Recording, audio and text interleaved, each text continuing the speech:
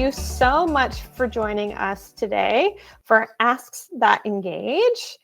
Thank you. Thank you. My name is Jenna, and I am the Education and Community Engagement Manager here at Donorbox. And I am so excited to spend a little bit of our afternoon to help you get ready to make the most important ask of the year. So in the next hour, we're going to explore the art of crafting compelling appeals. Whether you are a seasoned pro or you are brand new to fundraising, I think that you are in for some actionable insights and some practical tips. I hope you walk away with those. So today we're just going to focus on writing messages that resonate and evoke emotions and drive action, because that's what we want to see. And yes, this session is being recorded. So all the registrants will receive an email with a link to the recording and any resources that we mentioned throughout the session as well. Now, before we officially begin, let me go ahead and introduce Donorbox for those who may not be familiar. Donorbox is a simple all-in-one fundraising platform designed to help nonprofits manage campaigns and boost donations effortlessly, whether online or on location. With an AI-powered CRM, 4 times faster checkouts, and powerful tools for sustainable growth, we provide everything nonprofits need to connect with their donors and maximize impact. Plus, you can start for free and access affordable upgrades as your organization grows. So join over 80,000 nonprofits that have raised over $2 million to date. You can learn more and sign up at donorbox.org. All right, let's dive right in. So first, how are you guys feeling about your year-end fundraising appeal? Send me an emoji in the chat, thumbs up, thumbs down, a sad face, a happy face. How are you feeling about tackling your year-end appeal? Unsure, a little unsure. Lauren is excited. Okay, overwhelmed. Hopefully we're gonna take care of that overwhelm. Awesome, feeling inspired, fantastic. Okay. Thank you. All right, so a fundraising appeal is an intentional outbound ask for donations for your campaign, right? Why should we send them? Well, a good fundraising appeal directs givers to your donation page, right? And I also need to emphasize this. A lot of times I see organizations approach fundraising appeals like they do, well, everything else logically and with reason. And I'm a fan of logic. I'm a fan of reason. But fundraising appeals are often not logical, and sometimes they don't make a lot of sense. And I'm going to explain this later more. But writing a good fundraising appeal is based on data. There's a lot of data out there on what works and what doesn't. And like I said, that data is often not logical, but they are tied to true and tested strategies or best practices. And I have some examples today that explain what I mean. So it all starts with answering the question, why you? Can you clearly explain why your organization is the best partner for supporters to give to right now, right? This is not about your mission statement. This is not your mission statement, you guys. It's about the deeper motivation behind what you do. And nonprofits often revert to their mission statements, but that's not truly what compels someone to give, right?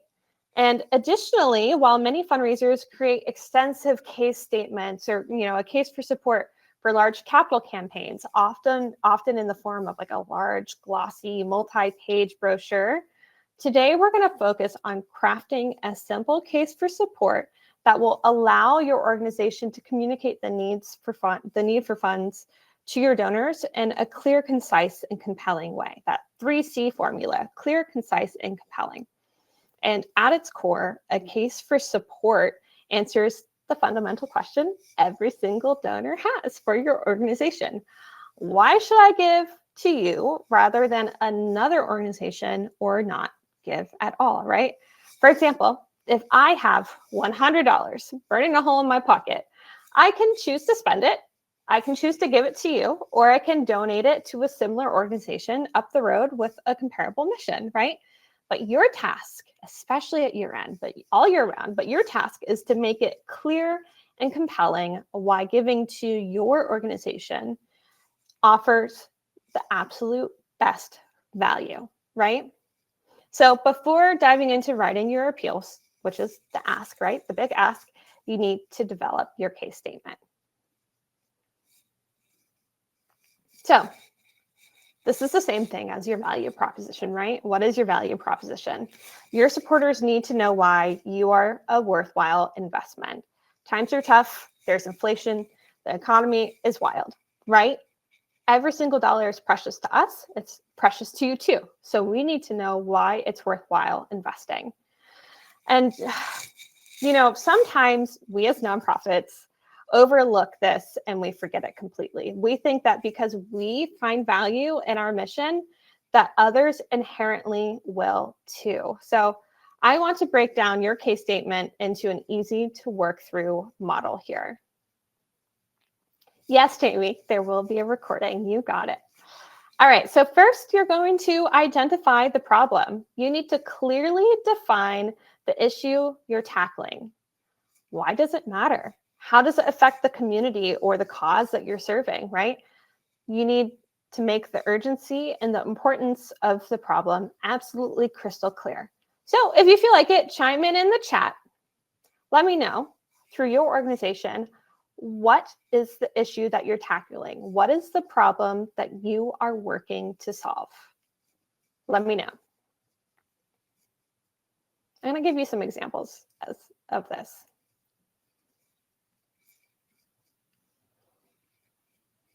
Amazing, Chris. Can you put it in a sentence? Thank you, Stefan, Margaret, Janelle. Excellent. Thank you all for chiming in.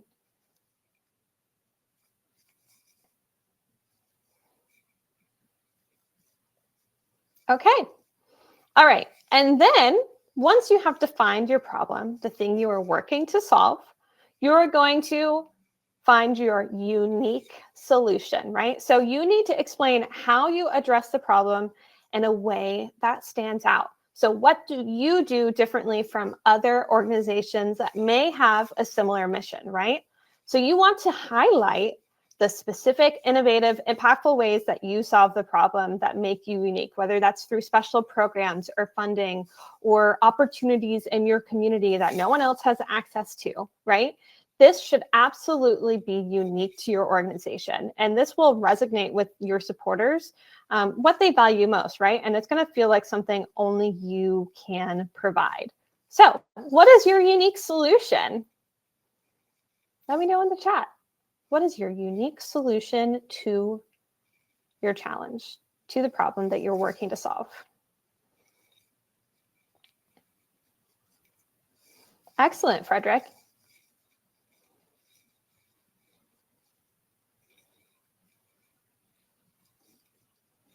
Okay.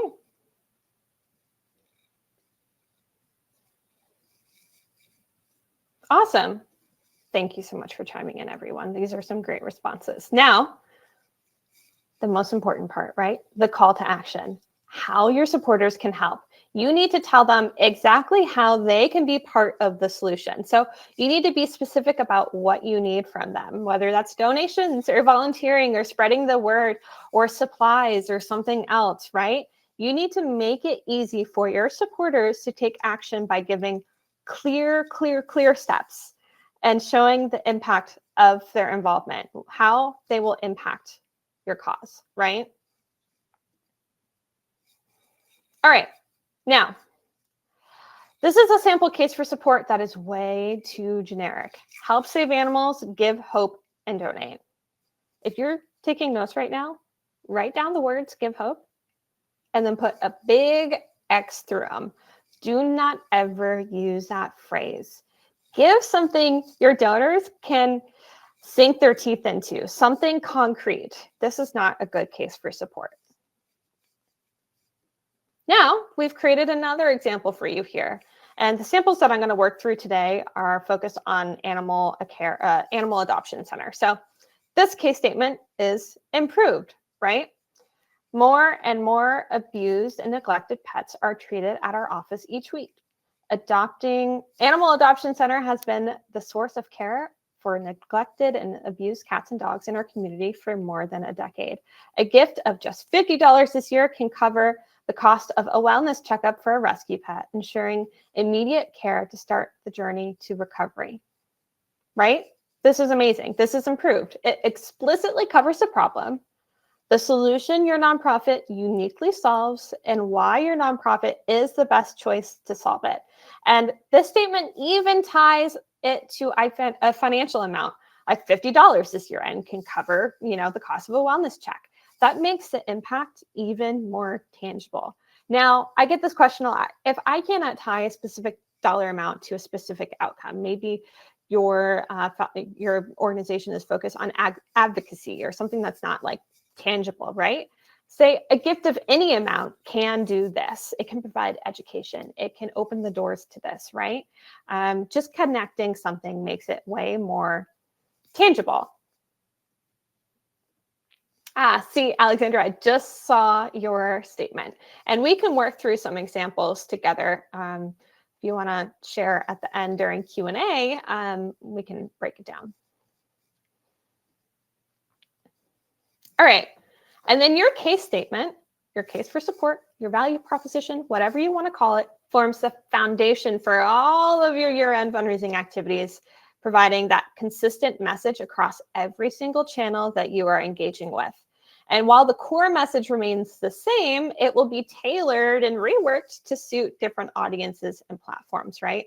So you'll start by crafting that strong case statement and use it as the basis for the appeal letter, and this will serve as your central message. And what I'll say here is I encourage you to work on your case statement, again, using that formula, the problem, your unique solution, and how your supporters can help, and create 10 to 15 iterations. I know that sounds like a lot. Set aside an hour. Create 10 to 15 iterations. Just a few sentences is your case statement. You saw this before, right? Let me go back. Just a few sentences.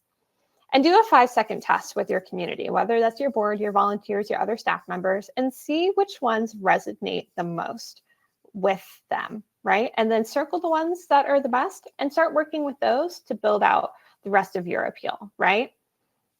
So then from there, it will be adapted into your email appeals, your social media posts, your website copy, and all those other communications, ensuring that you have complete alignment and consistency across all of your outreach efforts. And your whole team should be aware of this case statement, and it should be something that is completely aligned, right? If one donor goes to visit 2 different staff members, they don't want to hear 2 separate case statements, right? Make sure that you are fully aligned. So again, just a few sentences. That's it. All right. With that in mind, let me know in the chat. How are you feeling about your case statement? Thumbs up, thumbs down. And we'll go into what makes a good core fundraising appeal. Set yourself some time, and it's gonna feel good once you work through it. All right. Let's take a look at the anatomy of an effective appeal letter. This was built out by one of our amazing content team members, Kara, and I use it for everything. I think that she is a genius at copywriting, and it's just an amazing breakdown of an appeal letter. So now these tips are based on tried and true tactics used by fundraising professionals across the sector. And I know that some of them may feel a little like counterintuitive, especially if you're like big on design, making things look cohesive and pretty, graphic design, right? But trust me when I say that they have been tested and proven to work. So first, pay attention to your font. You want to keep it clear and easy to read so anyone can follow along without effort, right? As much as you want to use a handwritten type font or something fun and playful, keep it simple. Keep it simple. And speaking of readability here, white space is your friend. Leaving enough space around the text gives your letter a clean, open feel that makes it much easier for a reader to engage with. And I always say that more white space equals more room to think. And I apply this to any area of design, and it works especially well in an appeal letter as well. More white space equals more room to think, right? Now, here's where it gets a little controversial, but I know images can be so tempting, but for a mailed appeal letter, you need to skip adding in images. Save your visuals for email and social media appeals where they'll have a bigger impact. In the letter itself, it's about all the words, and the connection that you create with your reader. And then don't forget to include the date. It's a small detail, I know, but I think that it matters. Having a date on the letter adds a professional touch and can even create a bit of urgency, right? Sometimes folks get their mail and they set it on their counter and don't open it for days and days and days. Once they do and they see that date, automatic urgency. And when you address your donor, you need to make it personal. Always, always, always use their name. A generic "Dear Donor" just will not cut it, you guys. People want to feel like you're speaking directly to them. So please do that as much as you can. And then one last tip here, you want to indent your paragraphs just slightly, as you can see here, right? Just the first sentence of each paragraph. It's a simple formatting trick, but it makes your letter easier to read, and it just gives it a polished look.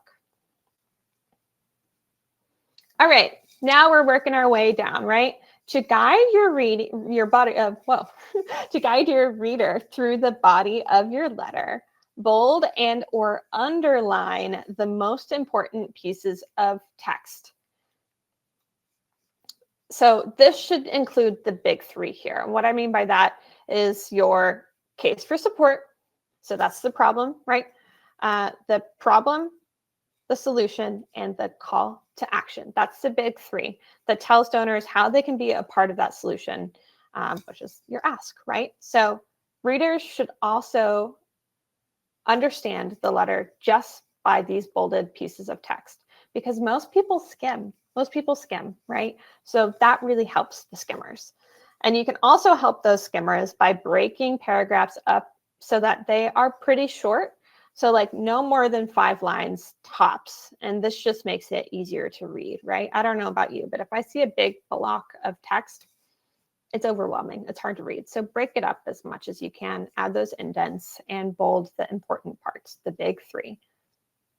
Solution, or the problem, solution, and the call to action.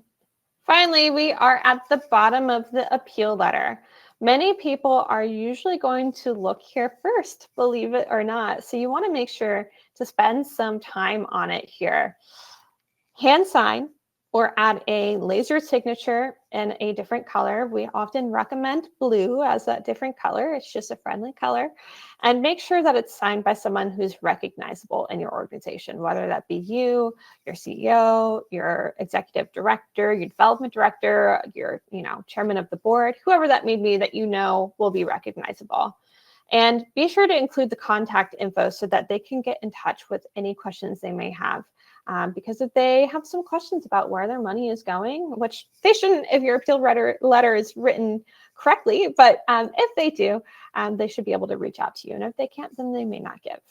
And then never, ever, ever forget your PS. Sometimes I even write the PS first because it's so important. So this PS should summarize your letter and call to action in 1 or 2 sentences. So don't forget the PS, you guys. All right. So again, first you have your case for support, and then you build in your fundamentals we just covered in that little appeal letter anatomy lesson. And now you go back through and enhance it. You enhance it with some donor-centered communications and storytelling. And for your digital appeals, you can add in those compelling images to help tell your story as well. Now, there are 2 ways you can talk to your base of supporters, whether that's your donors, your volunteers, your members, whatever, right? It could be 1, We do this amazing program. We do that amazing program. If you sent in a gift, cool, thanks. Or the second way, with your help, all these amazing programs happen, right? So which one do you think sounds more powerful, we or you? Which one raises more money? If you answered you are correct. You want to hold your donors' interests by talking directly to them, right? About how they can help. Make your letter conversational as if you were speaking one-on-one, as if you were sitting down one-on-one for coffee, right? So use the word you a lot. Use it a lot, more than you think you should, and let them know that they're needed. Show them what a difference they can make for someone else. Tell them exactly what they need to do to have an impact. Invite them to be a hero, a change maker, a champion, right? Make them feel good about who they are and what they can make happen when they give. An appeal that focuses on the donor rather than your organization is one that will keep them reading and giving, right? So start by looking at your communications through the lens of your donor. And take a look at your last appeal letter if you've sent one. Circle how many times you said we. Circle how many times you said you. Add them up and see where you're at.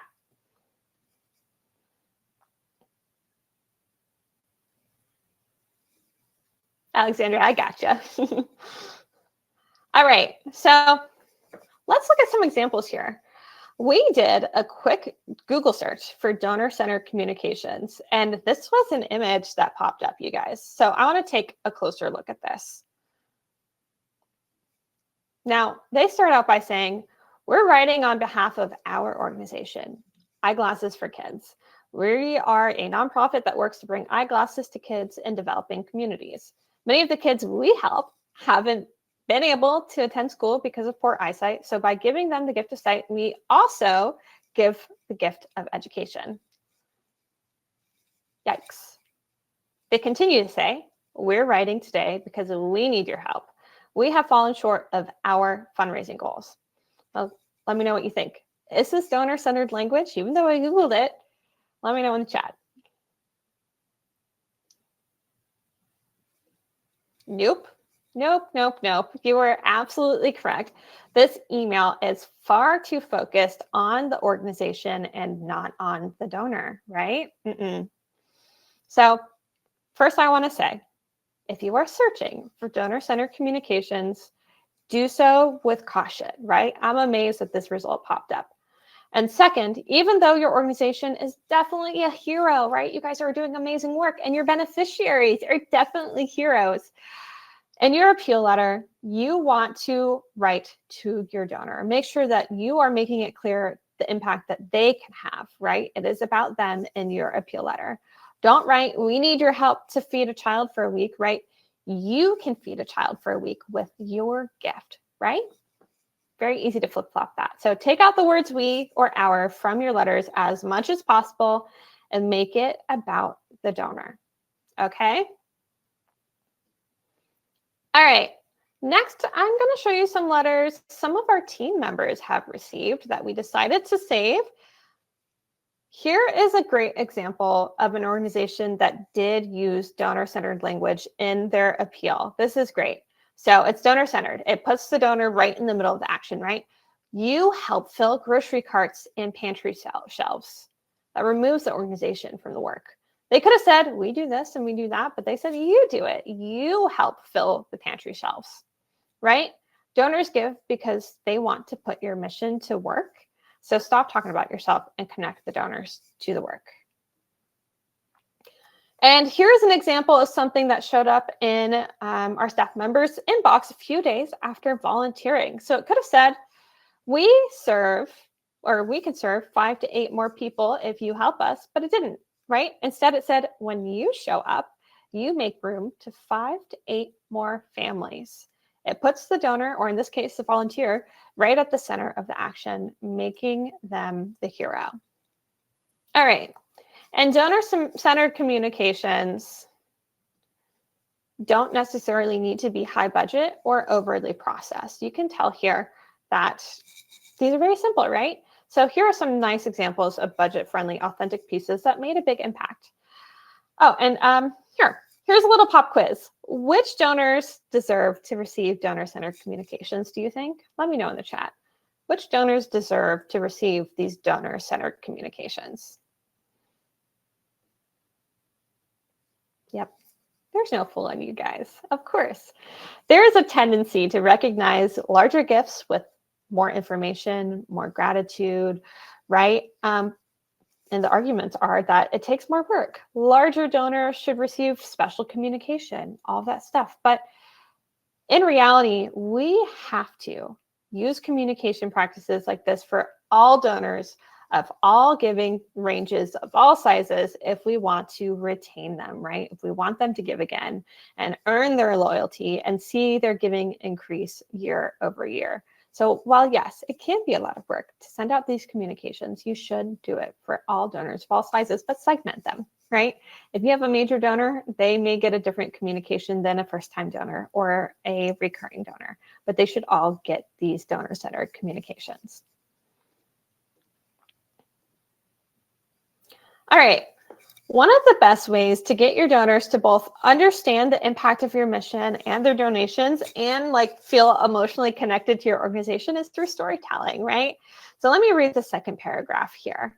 Gary and Mary Ann were living their retirement when life struggles started to overwhelm them. As they both endured rigorous cancer treatments this year, they experienced a 37% increase in rent when they renewed their lease. Fortunately, these longtime volunteers for Care Center knew where to turn for help when they needed it most. So this draws the reader in and helps them to see that their donation is helping real people or animals or places or causes. People give to people, not to organizations, right? People give to people, not to organizations. They're not giving to your organization. They're giving through your organization. All right. And then whenever possible, use an authentic voice, right? You should sound like you're a human, not an AI robot. And it's fine to use AI for your appeals, absolutely. But there's a difference between being genuine and sounding genuine. You want to make sure that you are giving it the best prompts you possibly can with as much information about the tone and how you want to talk as much as you can so that you sound like a human and not an AI robot, right? So this is especially true in email appeals where you can be a little more casual than in like a formal letter, right? I like casual emails. So check out this example from one of our Donorbox organizations. It says, y'all donated this much. Holy cow, right? This executive director writes like she's talking to a friend. I am always looking forward to her emails, and her authentic voice just always shines through. I don't know about you, but that just makes me smile, right? Y'all did this. Holy cow. It just feels like a friend is writing to me. And then finally, use impactful visuals. This one applies to email and social media appeals, while mailed appeals, like I said, should not include those images. These are a must. These are a must in emails and in social media. So have a compelling image at the start of your email. It just causes your audience to want to read more and discover what it's all about, right? Pictures worth 1,000 words for sure. Plus, if you're doing this on social media posts with images and videos get far more engagement. So those likes, those clicks, those comments, right? The algorithm favors those than those without. So this will help you stop that scroll, right? You see a great image, you're going to stop the scroll. I always start by writing a mailed appeal and then I syndicate it across channels. And by that, I mean that I take the best pieces of my written appeal and then I rework them to fit the tone and the audiences and strategies of these other channels, right? So of email, of social, whatever that may be.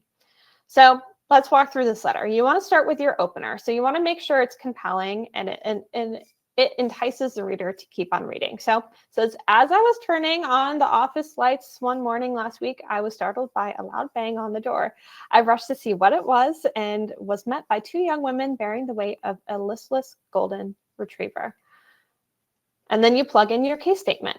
The problem, right? Unfortunately, this story is all too common. More and more abused and neglected pets are treated at our office each week. Now the solution.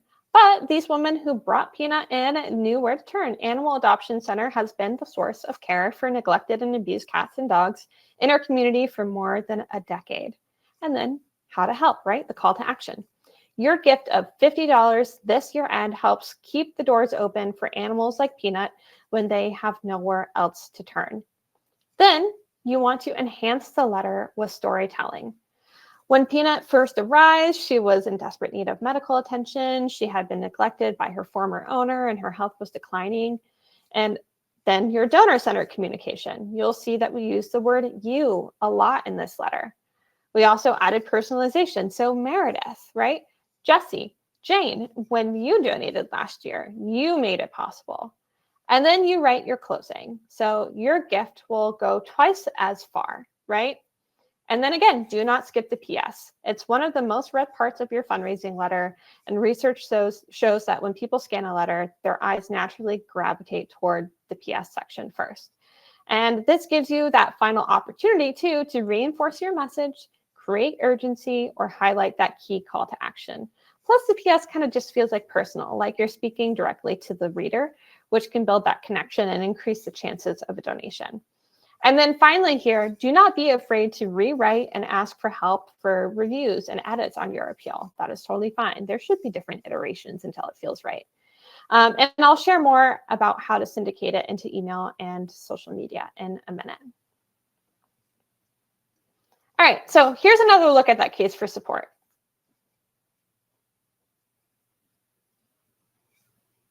And that's gonna just help you with your entire appeal, right? You're gonna add that storytelling, that donor-centered communication, and you're good to go.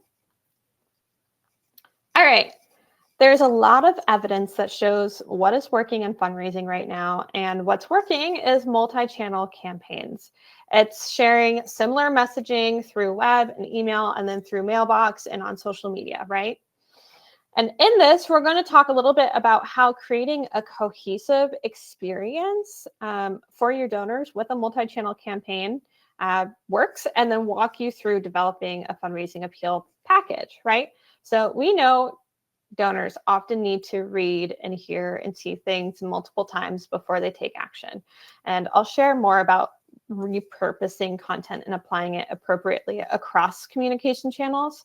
It's not only a time saver, you guys, but it can really drive your message home.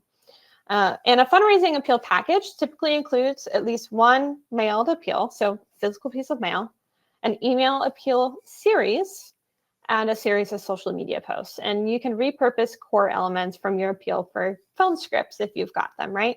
Your website and giving page copy, your fundraising event scripts, and more. Another pop quiz for you. How many touch points do you think it takes on average before a donor makes a decision to give to your organization? What do you think? So it's 7 times, right?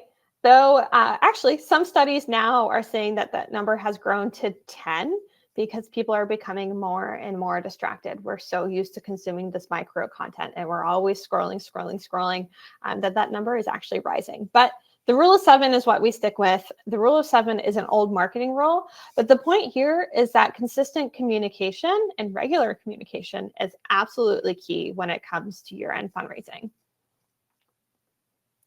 So it does not hurt for a donor to see your message more than once. In fact, a reminder is usually a good thing, right? It gets them to give. So also different supporters have different preferences, right? Some may prefer snail mail or email or social or whatever, a phone call. So you need to cover all of your bases. And if you can segment by what donors prefer, what types of communications on what channels, great.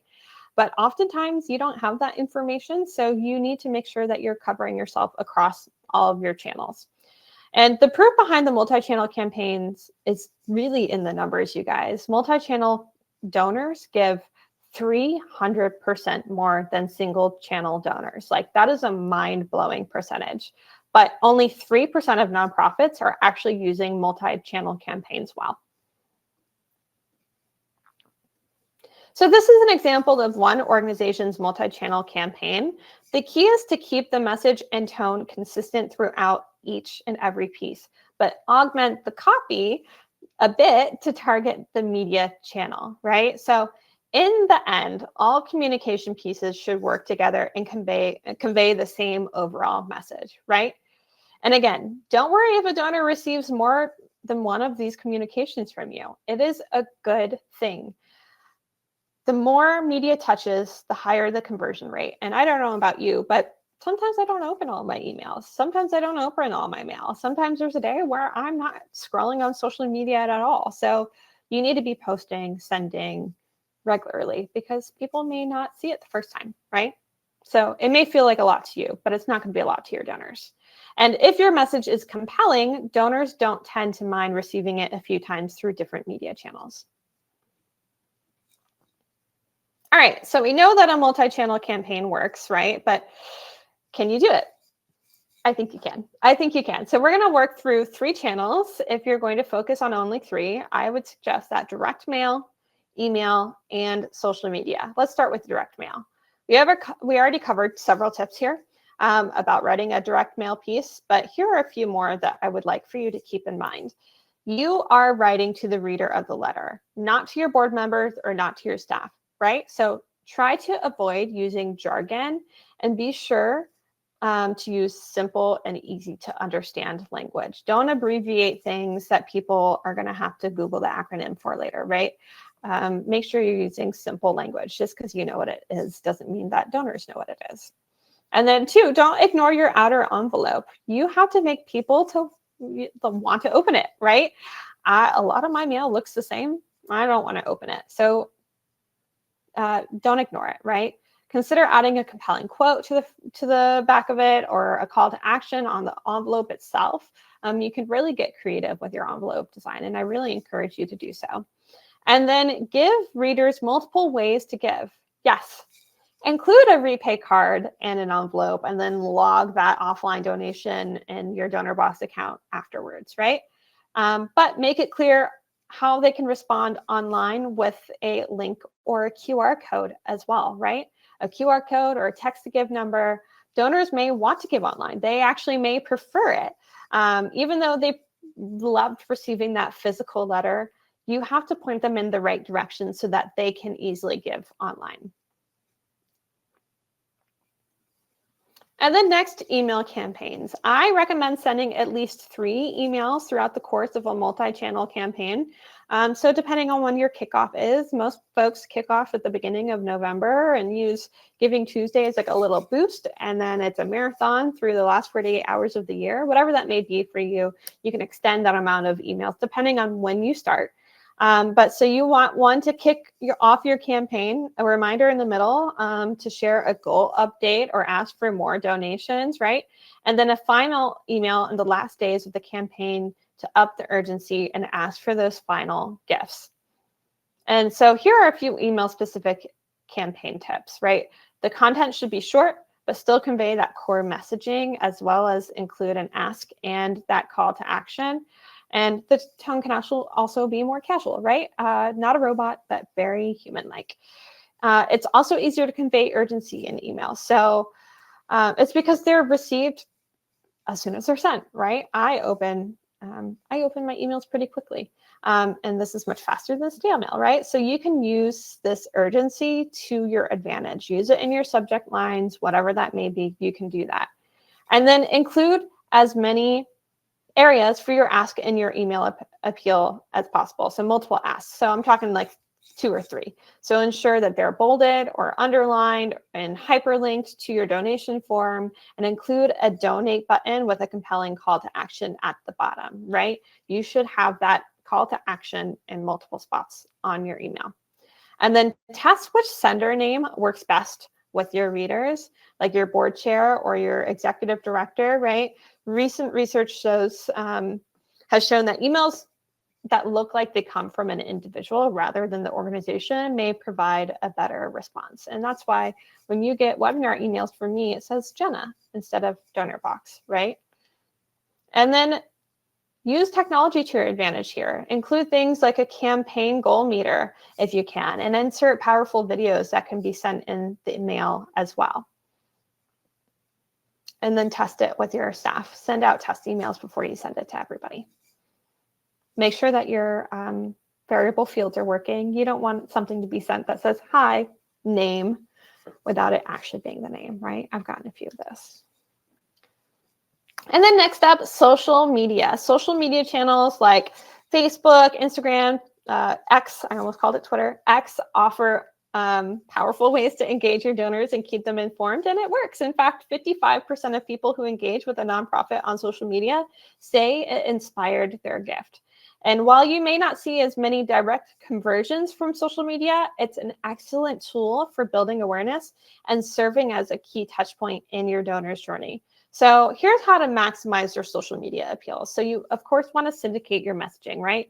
Keep your messaging consistent across platforms. Use those compelling visuals to tell your story, and then break down your beneficiary story from your direct mail campaign into a series of social media posts that build anticipation and guide your audience through the journey, right? And you can see that in the example here too. That's Peanut arriving to the shelter, getting the care she needs, and then living her best life in her forever home, right?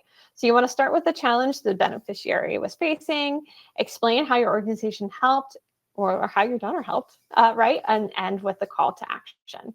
And then use video, you guys. The algorithm loves video content. It actually prefers it. So short videos, even filmed on a smartphone, can be very highly effective. They do not need to be an amazing production. So try using video clips to share impactful moments of that story, or behind the scenes looks or quick updates, right? They do not have to be elaborate, just really authentic. And for easy content creation tips, if you're feeling like you need to create more content, use infographics, right? These are perfect for sharing quick, fun facts about your organization or programs if you've got those fun facts. And then you want to include updates. So think real-time progress toward your campaign goals. Quick posts that show how close you are to that goal can really create that urgency and keep your audience excited and engaged. And then finally, repurpose what you've already got. There's no need to reinvent the wheel or start from scratch, right?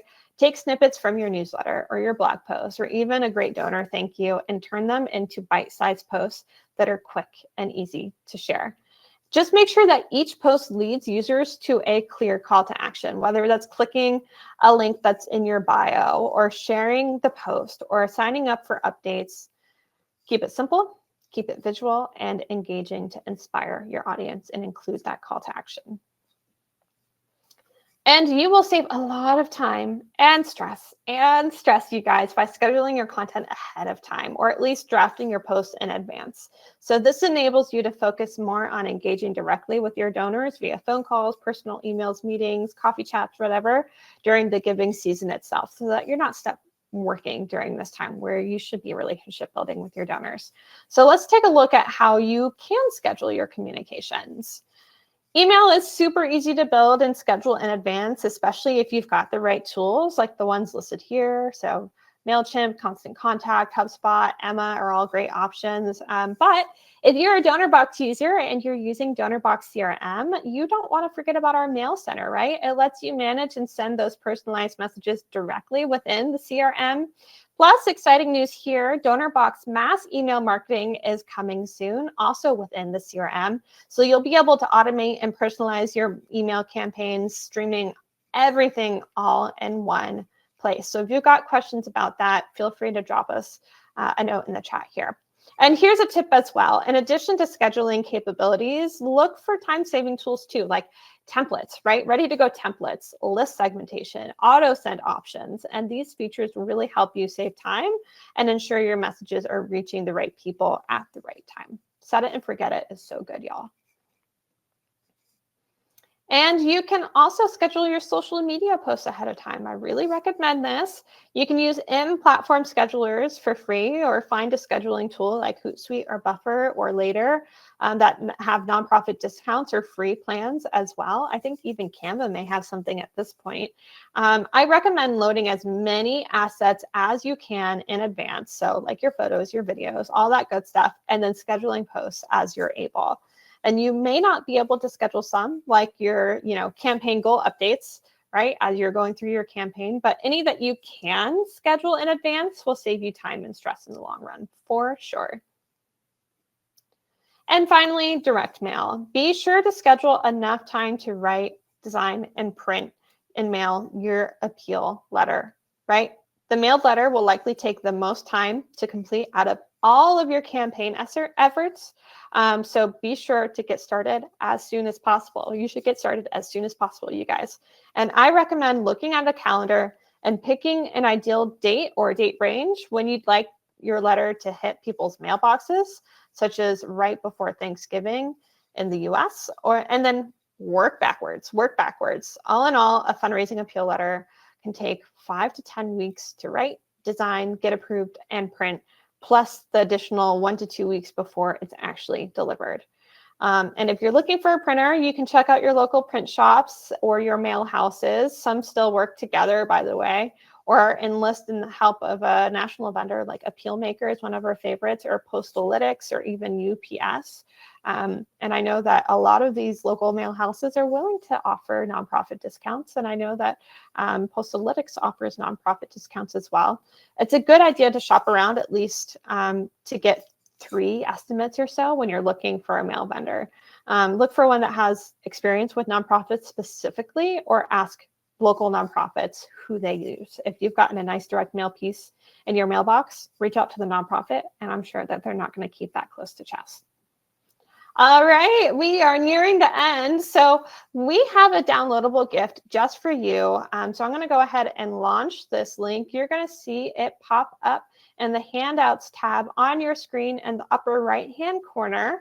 So you're getting a Giving Tuesday appeal handbook filled with tips for email and social media appeals. Go ahead and download that. And if for some reason you can't download it, just let me know in the chat, and or you can reach out to me via email and I'll send it to you directly that way.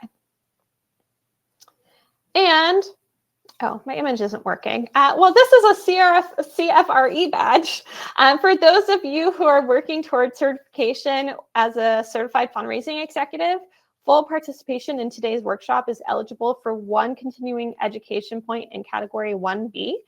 So you can reach out to us at academy@donorbox.org if you'd like to get the continuing education points tracker. Sorry about that. Don't know why the image wasn't working there. So reach out if you're looking for that continuing ed point. All right, we've got just a few minutes for questions, and I'll go ahead and dive in. Go ahead and drop them in the chat.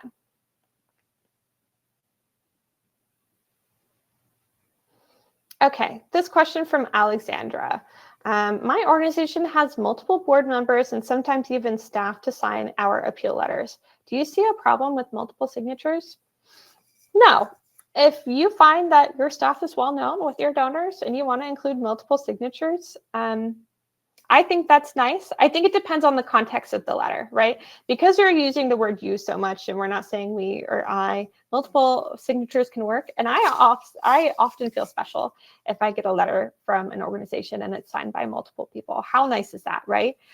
So don't let it be typed text. That's kind of lame. But if they can actually physically sign it, or again, laser sign it with multiple signatures, I think that's nice. I don't see a problem with that.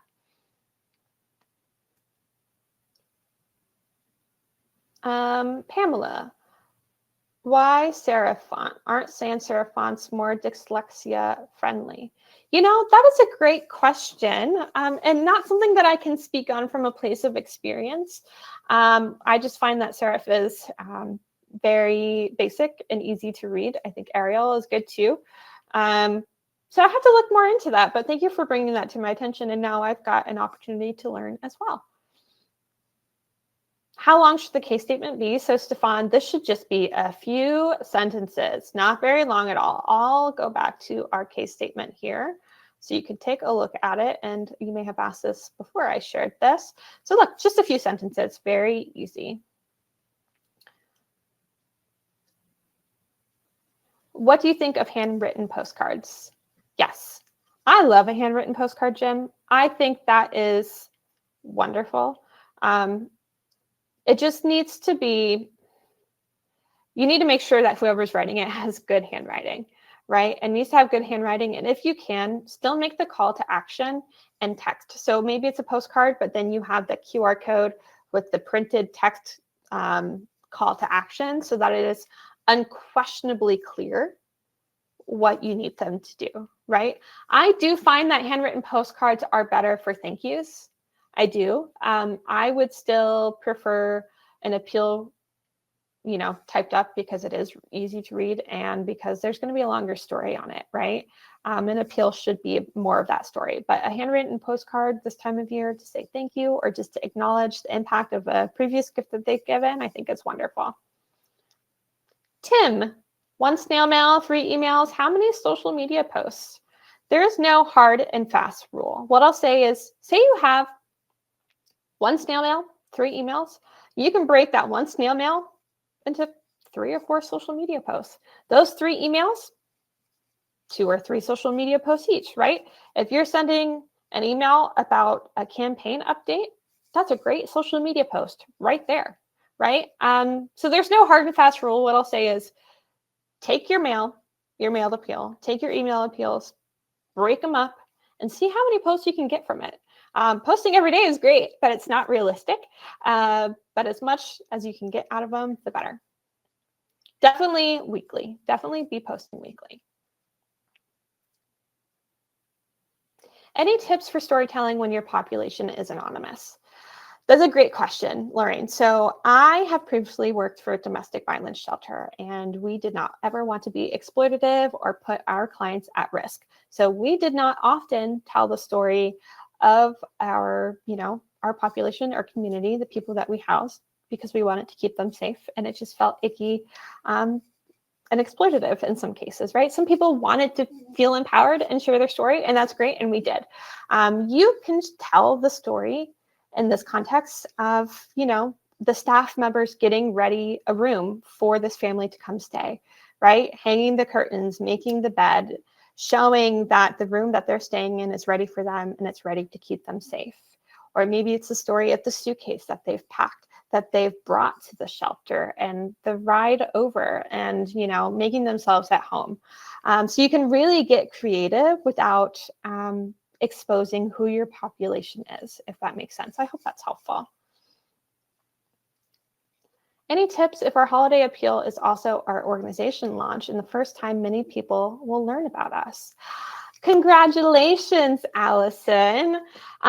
Yes, so I would say be careful for when you're going to launch your appeal, right?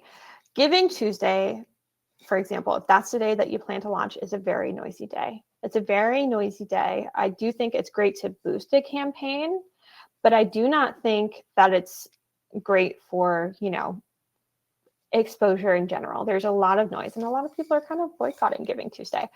So first of all, my tip would be find a day that is not a noisy day before Giving Tuesday, if you're ready for that, right? Giving Tuesday is December 3rd, I think. It's the Tuesday after Thanksgiving every year. And tell that story the same way as you would tell another story, right? And always bring it back to the solution that you're working to solve. So the story can be from the vision of your executive director, your founder, right? Say Lori, saw that there were many dogs on the road and she was always rescuing them, and then this, right? So find a way to still tell that story, but still highlight the problem, the solution, the call to action. Does that make sense? I hope that's helpful.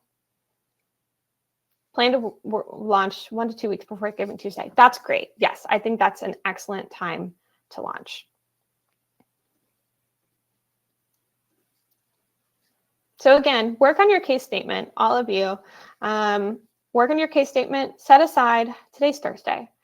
Set aside Friday. Set aside Friday as your working day. Or if you don't have time tomorrow, just make sure you're blocking out time on your calendar. This is the biggest tip I can give you. Block out time on your calendar. No matter what, you're using this time to plan, to write the iterations, the 10 to 15 iterations of your case statement, doing that 5-second test with your staff, your team, your board members, your volunteers, whoever, your friends, your family, the youngest person you know, the oldest person you know, finding your favorites, and then creating your appeal from there, right? So defining your story, defining your problem, your solution, and what makes your organization unique compared to other organizations with a similar mission, and that strong call to action. And you've got it.